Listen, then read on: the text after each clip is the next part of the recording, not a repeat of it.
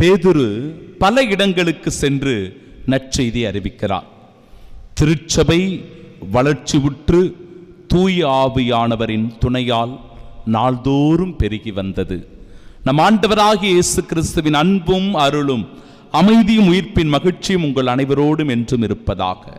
ஆம், பேதுரு பல இடங்களுக்கு சென்று தொடர்ந்து நற்செய்தி அறிவித்துக் கொண்டே வருகிறார்.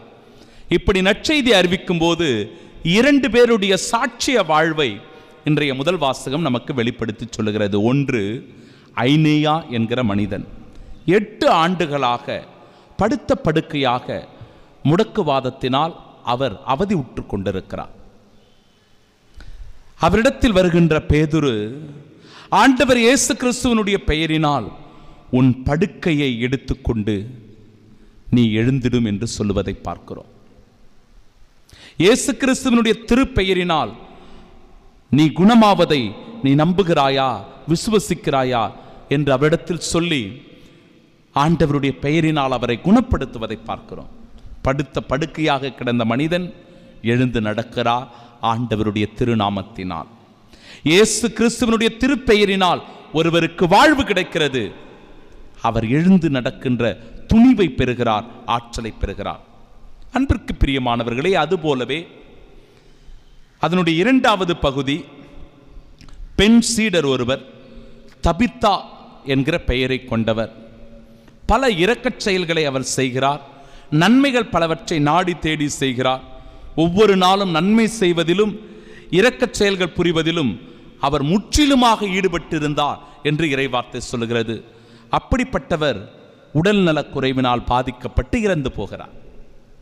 பெண்கள் எல்லாம் சூழ்ந்து கொண்டு, இப்படிப்பட்ட ஒரு நல்லவங்க திடீரென்று உடல் நலக்குறைவினால் இறந்துட்டாங்களே, வேதனைப்படுகிறார்கள், கண்ணீர் வடிக்கிறார்கள், அழுது புலம்புகிறார்கள். பேதுரு அந்த இடத்துல வராரு, முழந்தால் படியிட்டு ஆண்டவிடத்தில் செபிக்கிறாரு. இப்படிப்பட்ட ஒரு நல்ல மகள், நன்மை செய்வதில் கருத்தாயிருந்தவள், இரக்கச் செயல்களில் புரிவதில் ஆர்வத்தோடு ஈடுபட்டிருந்தவர், இன்றைக்கு இந்த சமூகம் இழந்திருக்கிறதே. ஆண்டவரே, இவர்களின் அழுகையை மாற்றும், இவர்களின் கண்ணீரை துடைத்து இதோ இந்த மகளுக்கு உயிரை தாரும் என்று சொல்லி முழந்தால் படியிட்டு செபிக்கிறார். ஆண்டவர் அவருடைய குரலுக்கு செவி கொடுக்கிறார். அந்த மகளும் உயிர் தெழுவதை இன்றைய முதல் வாசகம் சான்று பகர்கிறது. என் அன்பு சகோதரனே, சகோதரியே, நாமும் கூட இறைவனுடைய சாட்சியாக இந்த உலகத்தில் வாழலாம்.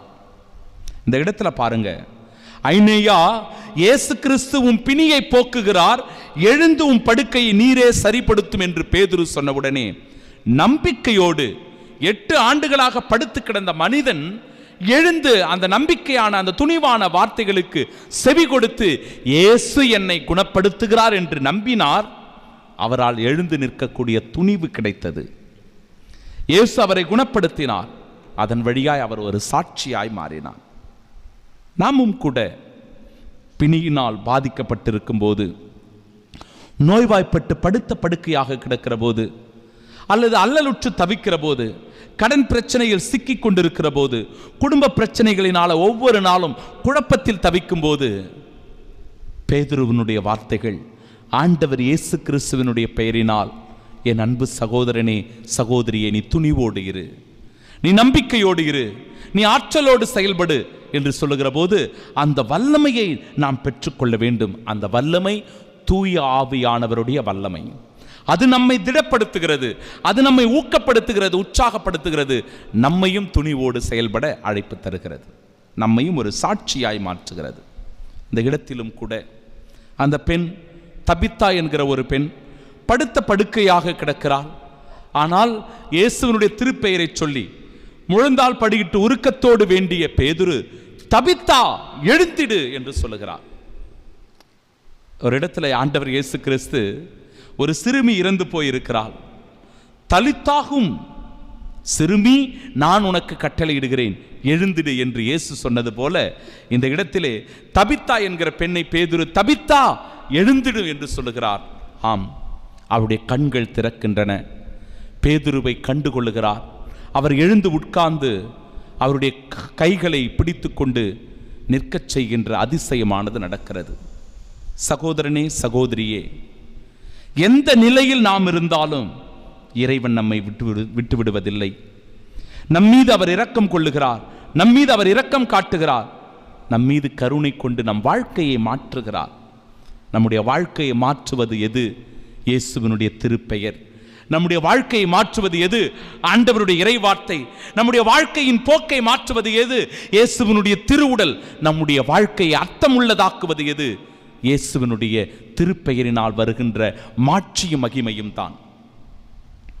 அந்த வல்லமையை நாம் பெற்றுக்கொண்டால் இந்த நாளில் நாமும் கூட இயேசுவுக்கு ஒரு சாட்சியாக வாழ முடியும். நீங்கள் சிந்தித்து பாருங்கள், எந்த ஒரு செயலுக்காக இயேசுவினுடைய சாட்சியாக இந்த நாளில் நீ இருக்க போகிறாய்? நீ எதை செய்வதின் வழியாக இயேசு உன்னை சாட்சி என்று சொல்லப் போகிறார்? இந்த நிலையை யோசித்துப்பார். இன்றைய நாளிலும் கூட நற்செய்தியில நிலை வாழ்வு தருகின்ற உணவை பற்றி இயேசு ஆண்டவர் போதித்த போது பல சீடர்கள் நம்பிக்கை இல்லாமல் வெளியே போறாங்க.